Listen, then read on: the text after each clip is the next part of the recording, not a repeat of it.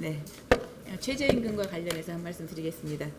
지난 28일에 일본 상공회의소가 최저임금 1,000엔을 추진하는 일본 정부의 정책을 반대하는 공개 요망서를 후생노동성과 자민당에 제출을 했습니다. 최저임금을 3%를 초과해서 인상해서 1,000엔을 웃돌게 된다면 중소기업의 직격탄을 날리고 사업의 생존을 위태롭게 한다는 것이 그 이유였습니다.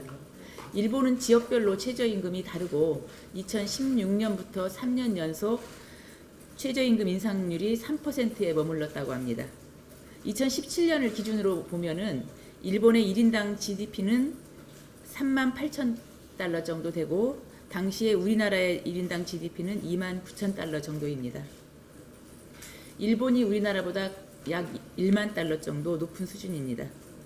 그런데도 일본은 최저임금 1,000엔에 대한 사회적인 우려가 큰 상황입니다. 더욱이 일본에는 주유수당도 존재하지 않습니다. 반면에 지금 청와대와 정부 여당은 최저임금 속도를 조절하겠다면서 내년도 최저임금을 3, 4% 올리겠다고 하고 있습니다. 마치 대단한 선심을 쓰는 것 같습니다.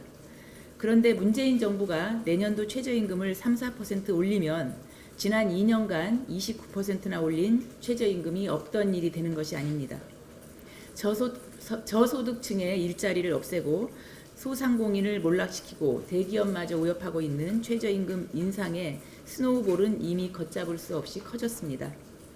2년 동안 최저임금 인상 29%를 기록했으면 내년도 최저임금은 적어도 동결을 해야 하는 것이 상식입니다.